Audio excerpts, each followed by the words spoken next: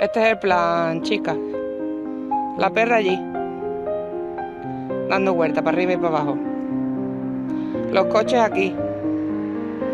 Que si no la pilla uno será de milagro. Todavía me dan el disgusto del siglo. Mira, viene. Se acerca un poco, me ladra. Ve, ahí hay comida. Pues todo esto está lleno de comida. Yo intento ignorarla. Aquí al lado del descampado. Aquí tenemos los bebés.